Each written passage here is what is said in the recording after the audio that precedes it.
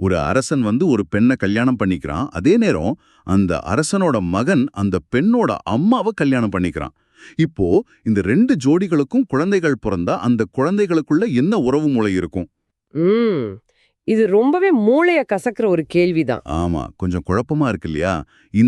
அதாவது இந்த 1000 வருஷ பழமையான மண்டை உடைக்கிற ஒரு விடுகதையை எடுத்துக்கிட்டு 1975ல ஒரு சினிமா எடுத்தா எப்படி இருக்கும்? அதுவும் அந்த காலத்துல சமூகத்துல பேசவே தயங்குற உறவுகளை பத்தி ரொம்ப வெளிப்படையா பேசினா எப்படி இருக்கும்? அதைத்தான் நாம இன்னைக்கு இந்த விரிவான அலசல்ல பார்க்க போறோம். உங்களுக்காகவே பிரத்யேகமா வடிவமைக்கப்பட்ட தேடல் இது. கண்டிப்பா. ஒரு படம் எப்படி சமூகத்தோட எழுதப்படாத விதிகளை உடைச்சுது அப்படிங்கறத நம்ம பார்க்கணும். அதேதான், இந்திய சினிமாவுக்கே ஒரு மாபெரும் சூப்பர் ஸ்டாரை எப்படி அறிமுகப்படுத்தினதும், குறிப்பா ஒரு பழமையான விடுகதையை வச்சு எப்படி ஒரு மாஸ்டர் பீஸை இயக்குனர் கே. பாலச்சந்தர் உருவாக்குனார் அப்படிங்கறத பத்தி தான் நாம இன்னைக்கு ரொம்ப விரிவா பேச போறோம். சரி, எந்த தகவல் திணிப்பும் இல்லாம சுவாரஸ்யமான இந்த உலகத்துக்குள்ள நாம இப்போ போகலாம். ஆக்சுவலா நீங்க ஆரம்பத்துல சொன்ன அந்த விடுகதை இருக்கே, அது சாதாரண விடுகதை கிடையாது. வேதாள பஞ்சவிம்சதி அப்படின்னு சொல்லப்படுற நம்ம இந்திய நாட்டார் கதை தொகுப்புல இருந்து எடுக்கப்பட்ட ஒரு விஷயம். ஓ, அந்த விக்ரமாதித்யன் கதைகள்ல வருமே, அதானே? கரெக்ட். விக்ரமாதித்யன் கிட்ட வேதாளம் கேட்கிற புகழ்பெற்ற விடுகதை அது. இதை கேட்டதும் விக்ரமாதித்யனுக்கே பதில் தெரியாம அமைதியாகிடுவான். ஆனா அந்த மௌனத்துக்கு சினிமா மூலமா ஒரு பதில் சொல்ல நினைச்சார் பாலச்சந்தர். அதுதான் அபூர்வ ராகங்கள். ஆனா இது வெறும் சினிமா வரலாறு மட்டும் கிடையாது. மனித உறவுகளோட சிக்கல்களை ஒரு மாதிரி உளவியல ரொம்ப ஆழமா பேசின ஒரு ஆவணம்னே சொல்லலாம். ஆமா, பாத்தீங்கன்னா கதைக்களமே ரொம்ப சிக்கலானது. கதையோட நாயகன் பிரசன்னா, அதாவது கமல்ஹாசன் நடிச்ச கதாபாத்திரம். அவர் தன்னை விட வயசுல ரொம்ப மூத்தவங்களான பைரவி அப்படிங்கிற பெண்ணை காதலிக்கிறார். பைரவிய ஸ்ரீவித்யா நடிச்சிருப்பாங்க. இன்னொரு பக்கம் பார்த்தா பைரவியோட பொண்ணு ரஞ்சனி, அதாவது ஜெயசுதா நடிச்சது. அவங்க பிரசன்னாவோட அப்பா மகேந்திரனை காதலிக்கிறாங்க, சுந்தரராஜன் கேரக்டர். இத கேட்கும் போதே நமக்கு ஒரு பெரிய ஃபேமிலி ட்ரீ பசில் மாதிரி தொலை சுத்துது. ஆமா, பேப்பர்ல எழுதி பார்க்கவோ இல்ல ஒரு லாஜிக் விடுகதையா கேட்கவோ இது ரொம்ப ஈஸி. அதுதான். ஆனா எனக்கு ஒரு பெரிய சந்தேகம் இருக்கு. 1975 காலகட்டத்துல வயசு வித்தியாசம் அதிகமா இருக்கிற உறவுகளை பத்தி பேசுறதே பெரிய தப்புன்னு நினைச்ச ஒரு சமூகத்துல ஆடியன்ஸ் இத முகசொலிக்காம எப்படி ஏத்துக்கிட்டாங்க? இது எப்படி சாத்தியமாச்சு? இங்கதான் ரொம்ப ஆச்சரியமான விஷயம் இருக்கு. நீங்க சொல்ற மாதிரி அந்த காலத்துல ஒரு பையன் தன்னை விட வயசுக்கு மூத்த ஒரு பெண்ணை காதலிக்கிறத திரையில காட்டுறது சாதாரண விஷயம் கிடையாது. ஹாலிவுட்ல 1973ல 40 கேரட்ஸ் அப்படின்னு ஒரு படம் வந்துச்சு. ஓ, ஹாலிவுட் படமா? ஆமா, அதுலயும் ஒரு விதவை பெண் தன்னை விட வயசு குறைஞ்ச இளைஞனை காதலிப்பாங்க.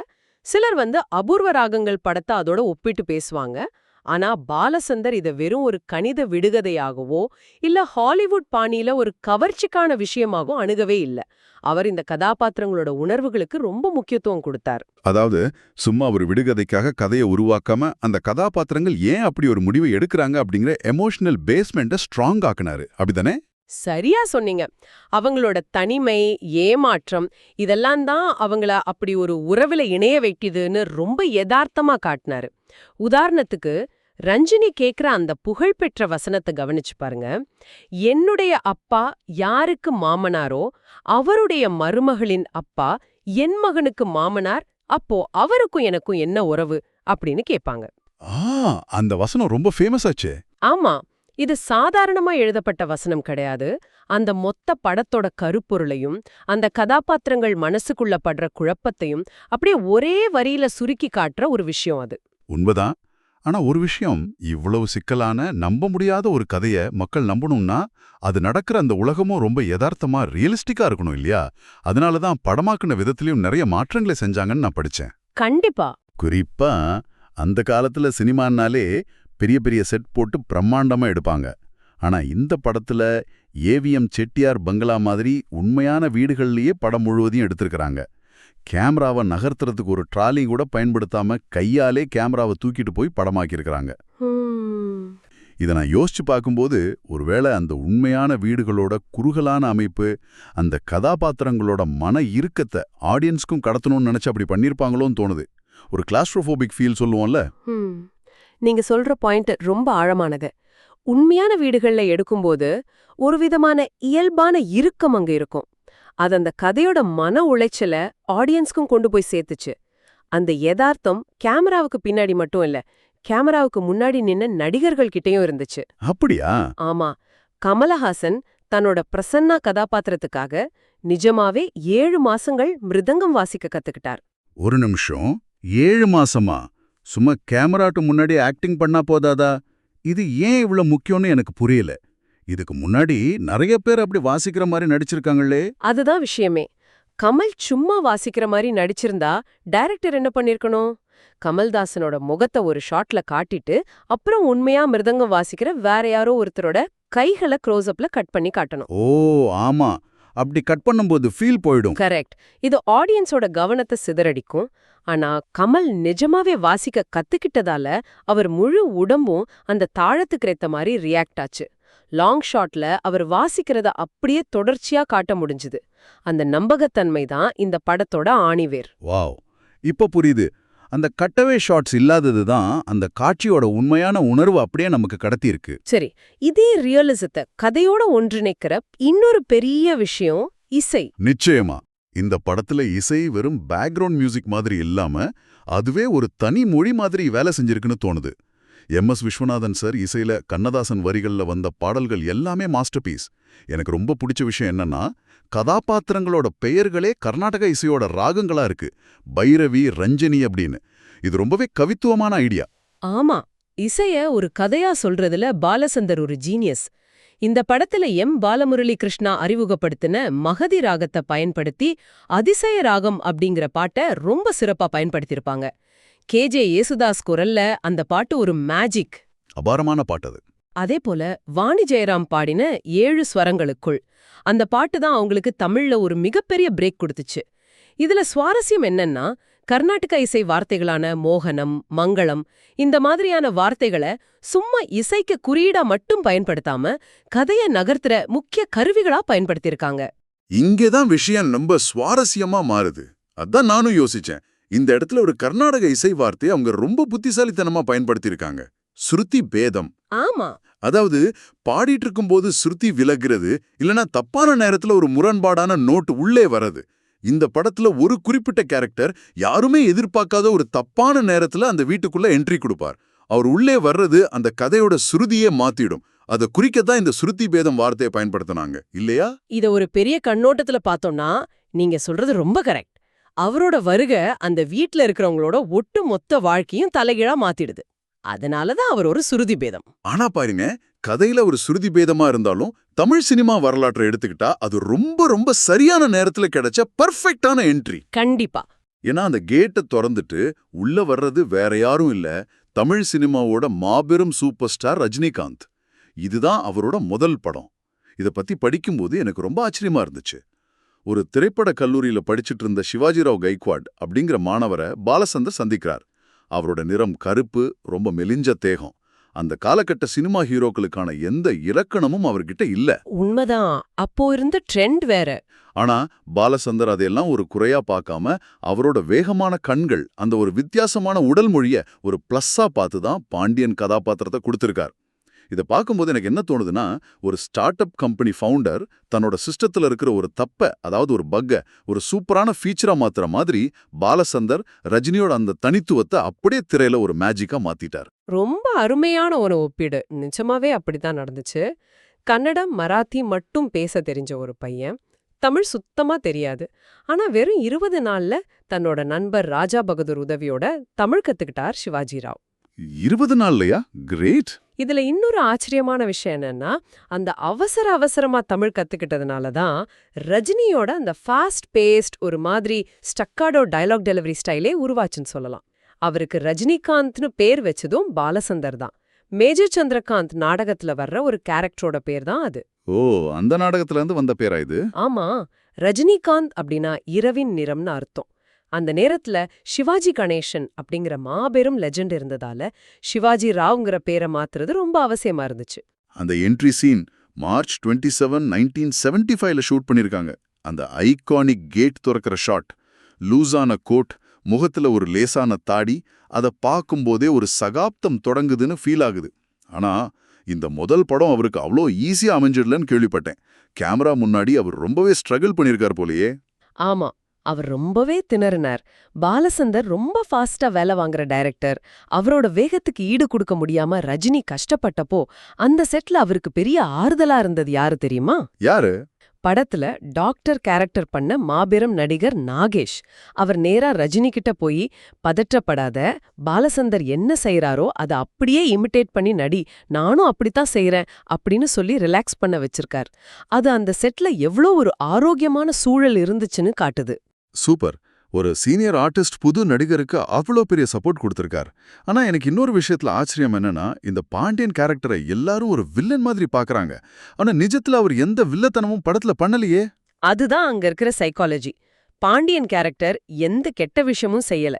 சொல்லப்போனா அவர் கேன்சர் வியாதியால பாதிக்கப்பட்டு தன் மனைவியோட நல்ல வாழ்க்கைக்காக தானாவே ஒதுங்கி போற ஒரு பரிதாபமான கேரக்டர். அவரோட பேக்ரவுண்ட் மியூசிக் கூட அனுலாபத்தை உருவாக்குற மாதிரி தான் இருக்கும். அவர் இறந்த பிறகு பைரவி தன் குங்குமத்தை அழிப்பதும், பாண்டியன் கையில இவங்க 2 பேரோட இசை சங்கமத்தை வாழ்த்தி ஒரு குறிப்பு இருக்கிறதும் அவர் எவ்வளவு நல்லவர்னு காட்டுது. ஆனா பிரசன்னா மற்றும் பைரவி வாழ்க்கையில அவர் ஒரு டிஸ்டர்பன்ஸா, அதாவது நீங்க சொன்ன அந்த சுருதி பேதமா உள்ள வர்றதால ஆடியன்ஸ் மைண்ட்ல அவர் ஒரு வில்லனா பதிஞ்சிட்டார். இது ஒரு முரண்பாடான ஆடியன்ஸ் சைக்காலஜி. ரொம்ப இன்ட்ரெஸ்டிங்கா இருக்கு. சரி, இவ்ளோ கலை நேர்த்தி, சூப்பர் ஸ்டார் அறிமுகம், ரியலிசம்னு படத்துல நிறைய பாசிட்டிவ் விஷயங்களை பார்த்தோம். ஆனா இந்த படம் சர்ச்சைகள் இல்லாம தப்பிக்கல. ஆமா. நான் படிச்ச வரைக்கும் ஒரு பெரிய கதை திருட்டு விவகாரம் இந்த படத்தை சுத்தி நடந்திருக்கு. என்.ஆர். தாசன் அப்படிங்கிற ஒரு எழுத்தாளர் தன்னோட வெறும் மண் அப்படிங்கிற கதையை தான் பாலசந்தர் திருடிட்டார்னு கோர்ட்ல கேஸ் போட்டு ஜெயிச்சிருக்கார். அதுக்காக பாலசந்தருக்கு 1000 ரூபாய் அபராதமும் விதிக்கப்பட்டிருக்கு. கரெக்ட், இது நடந்ததுதான். இப்போ என்கிட்ட ஒரு நேர்மையான கேள்வி இருக்கு. ஆக இதோட உண்மையான அர்த்தம் என்ன? நான் இதை ஸ்ட்ராங்காவே கேட்குறேன். ஒரு பக்கம் தேசிய விருதுகள், இவ்ளோ நுட்பமான கலைத்திறன் பத்தியெல்லாம் நம்ம ரொம்ப பெருமையா பேசுறோம். ஆனா இன்னொரு பக்கம் பார்த்தா இன்னொருத்தரோட கதையை திருடினதுக்காக கோர்ட்ல ஃபைன் கட்டியிருக்கார் டைரக்டர். இது படத்தோட நம்பகத்தன்மையை குறைச்சிடுச்சுன்னு நான் சொல்றேன். இது நீங்க எப்படி பாக்குறீங்க? இது ஒரு முக்கியமான கேள்வியை எழுப்புகிறது. இது பலருக்கும் வர்ற சந்தேகம்தான். கோர்ட்ல அபராதம் விதிக்கப்பட்டது ஒரு மறுக்க முடியாத சட்டப்பூர்வமான உண்மைதான். அதை நாம நியாயப்படுத்த முடியாது. ஆனா கலை உலகத்துல ஒரு ஐடியா அப்படிங்கிறது யாருடையதா வேணாலும் இருக்கலாம். அது ஒரு நாட்டார் கதையா இருக்கலாம், இல்ல நீங்க சொல்ற மாதிரி வேற ஒருத்தரோட சிறுகதையா கூட இருக்கலாம். ஓகே. ஆனா அந்த ஒரு வரிய, அந்த ஐடியாவை ஒரு முழுமையான சினிமாவா, ஒரு உணர்வுபூர்வமான அனுபவமா திரையில கொண்டு வர்றதுக்கு ஒரு தனி திறமை வேணும். அந்த எக்ஸிகியூஷன் இருக்கு பாத்தீங்களா, அங்கதான் பாலசந்தர் அவரோட ஜீனியஸை நிரூபிக்கிறாரு. அதாவது பேஸ்மெண்ட் இன்னொருத்தரோடதா இருந்தாலும் கட்டின பில்டிங் முழுக்க முழுக்க பாலசந்தரோட ஆர்கிடெக்சர்னு சொல்றீங்க. சரியா சொன்னீங்க. அத நான் ஒரு சின்ன உதாரணம் மூலமா விளக்குறேன். இந்த படத்தோட காட்சியமைப்பை பத்தி மாபெரும் இயக்குனர் மணிரத்னம் என்ன சொல்லிருக்கார் தெரியுமா? என்ன சொன்னார்? பிரசன்னா கோபத்துல வீட்டை விட்டு வெளியேற நினைப்பார். அப்போ மாடியில பைரவி துணிய காய போட்டுட்டு இருப்பாங்க. அவங்களோட நீண்ட கூந்தலோட நிழல் பிரசன்னா போற பாதையில அப்படியே விழும். அந்த இடத்துல எந்த வசனமும் கிடையாது. ஆனா அந்த ஒரு நிழல் அவரோட மனச மாத்தி அவரை அங்கே கட்டி போட்டுடும். வாவ், பவர்ஃபுல்லான சீன் அது. ஆமா, இந்த மாதிரியான மௌனமான ஆனா ரொம்ப பவர்ஃபுல்லான விஷுவல் ஸ்டோரி டெல்லிங்க எந்த சிறுகதையில இருந்தும் காப்பி அடிக்க முடியாது. இது பாலசந்தரோட மூளையிலிருந்து மட்டும்தான் வர முடியும். அதனாலதான் கதை விவாதம் சர்ச்சையானாலும் படத்தோட கலை நுணுக்கமும் அது ஏற்படுத்திய தாக்கமும் இன்னைக்கு வரைக்கும் குறையாம அப்படியே இருக்கு. ஓகே, நீங்க சொல்றத வச்சு பார்க்கும்போது ஐடியாவை விட அந்த ஐடியாவை எப்படி பிரசன்ட் பண்றாங்க அப்படிங்கறதுனா சினிமால பெருசுன்னு புரியுது. மக்களும் அதை அப்படிதான் ஏத்துக்கிட்டாங்க போல. ஏன்னா ஆகஸ்ட் 15, 1975 இந்திய சினிமாவோட மாபெரும் பிரம்மாண்டமான படமான ஷோலே ரிலீஸ் ஆச்சு. ஆமா, மிகப்பெரிய படம் அது. ஆனாலும் ஷோலேக்கு போட்டியா நின்னு 100 நாட்கள் ஓடி பெரிய வெற்றி பெற்றிருக்கு. அது மட்டும் இல்லாம 3 தேசிய விருதுகள், 3 ஃபிலிம்ஃபேர் விருதுகளை இந்த படம் குவிச்சிருக்கு. இந்த வெற்றி தமிழ்நாட்டோட மட்டும் நிக்கல. தெலுங்குல தசரி நாராயணராவ் இயக்கத்துல தூர்மு படமரா அப்படின்னு ரீமேக் ஆச்சு. ஹிந்தில பாலசந்தரே ஏக் நயி பஹேலி அப்படின்னு கமலஹாசன் ஹேமமாலினிய வச்சு ரீமேக் பண்ணார். ஆடியன்ஸ் எந்த அளவுக்கு இந்த படத்தோட ஒன்றி போயிட்டாங்கங்கறத காட்டுற ஒரு சின்ன இன்சிடென்ட் சொல்றேன். சொல்லுங்க. படத்துல டாக்டர் கேரக்டர்ல நடிச்ச நாகேஷ் ஒரு சீன்ல தன்னோட சொந்த நிழலையே பார்த்து அதுக்கு ட்ரிங்க்ஸ் ஆஃபர் பண்ணி சியர்ஸ் சொல்வார். அந்த சீன் ரொம்ப எமோஷனலான தனிமைய காட்டுற சீன். ஆனா தியேட்டர்ல ரசிகர்கள் அதை பார்த்துட்டு தாங்களும் எமோஷனல் ஆகி கையில இருந்த கூல்ட்ரிங்க்ஸ் கிளாஸை எல்லாம் சுவத்துல வீசி இமிடியேட் பண்ண ஆரம்பிச்சிட்டாங்க. அந்த அளவுக்கு கேரக்டர்ஸோட மக்கள் கனெக்ட் ஆயிருந்தாங்க. நினைச்சு பார்க்கவே ஆச்சரியமா இருக்கு. ஆக மொத்தம் அபூர்வ ராகங்கள் அப்படிங்கிறது ஏதோ 70களில் வந்த ஒரு பழைய படம் மட்டும் கிடையாது. ரஜினியோட அந்த முதல் காட்சியில நாம பேசின மாதிரி குறைகளை எப்படி நிறைகளா மாத்துறது அப்படிங்கிறதுக்கான ஒரு பாடம், அதே மாதிரி மிக நுட்பமான ஒரு கலைத்திறனை சாதாரண மக்களோட யதார்த்த வாழ்க்கையோட எப்படி இணைச்சு சொல்ல முடியும் அப்படிங்கிறதுக்கான ஒரு பாட புத்தகம். உண்மைலா இந்த செஷன்ல நாம ஏதோ விக்கிபீடியா பக்கத்துல இருக்கிற தகவல்களை மட்டும் மனப்பாடம் பண்ணி சொல்லல, ஒரு மாஸ்டர் பீஸ் உருவான அந்த ப்ராசஸ, அதோட ஆன்மாவை நம்ம இன்னைக்கு தொட்டு பார்த்திருக்கோம். இந்த பயணம், அதாவது இப்போ இதை கேட்டுக்கிட்டு இருக்கிற உங்களுக்கு இது ரொம்பவே பயனுள்ளதா, புதுசா ஒரு விஷயத்தை கத்துக்கிட்ட ஒரு உணர்வை கொடுத்துருக்கோன்னு நான் உறுதியா நம்புறேன். ஆமா, தகவல் சுமையா இல்லாம ஒரு கலையை எப்படி அணுகணும்னு நாம இன்னைக்கு நிறையவே கத்துக்கிட்டோம். இப்போ நாம இந்த செஷனோட ஆரம்பத்துல பேசின அந்த மூலக்கதையான வேதாள பஞ்சவிம்சதி விடுகதைக்கு மறுபடியும் வருவோம். வேதாளம் கேட்ட அந்த விடுகதைக்கு உண்மையிலே அந்த பழங்கதைகள்ல எந்த பதிலும் இல்ல. அந்த முரண்பாட்டான கேள்வியை எதிர்கொள்ள முடியாம மாமன்னன் விக்ரமாதித்தனே மௌனமாயிடுவான். ஆனா 1000 வருஷம் கழிச்சு பாலசந்தர் தன்னோட சினிமா அப்படிங்கிற மொழி மூலமா ரஞ்சனி மற்றும் பிரசன்னா அப்படிங்கிற கதாபாத்திரங்கள் வழியா அந்த மௌனத்தை உடைச்சு ஒரு தீர்வு உருவாக்குனார். ரொம்ப அழகான ஒரு பதிவு இது. சரி, இப்போ கடைசியா உங்ககிட்ட நான் கேட்க போற ஒரு முக்கியமான கேள்வி இதுதான். அந்த வேதாளம் கேட்ட கேள்விகளுக்கு பாலசந்தர் மாதிரி ஆட்கள் சினிமா மூலமா பதில் சொல்லிட்டாங்க. ஆனா நம்மளோட பழங்கால இலக்கியங்கள்லயும் கதைகள்லயும் உங்களுடைய இன்றைய வாழ்க்கைக்கும் உங்க வேலைக்கும் விடை தர காத்துக்கிட்டு இருக்கிற விடையளிக்கப்படாத விடுகதைகள் வேற என்னென்ன ஒளிஞ்சுகிட்டு இருக்கு? உங்களை சுத்தி இருக்கிற பிரச்சனைகளுக்கு அந்த பழைய கதைகள்ல ஏதோ ஒரு தீர்வு உங்களை காத்துக்கிட்டு இருக்கலாமே. அதை பத்தி கொஞ்சம் யோசிச்சு பாருங்க. இந்த சுவாரஸ்யமான தேடல்ல என்னோடு இணைஞ்சதற்கு ரொம்ப நன்றி. மீண்டும் இதே மாதிரி ஒரு ஆழமான சிறப்பான அலசல்ல உங்களை சந்திக்கிறேன்.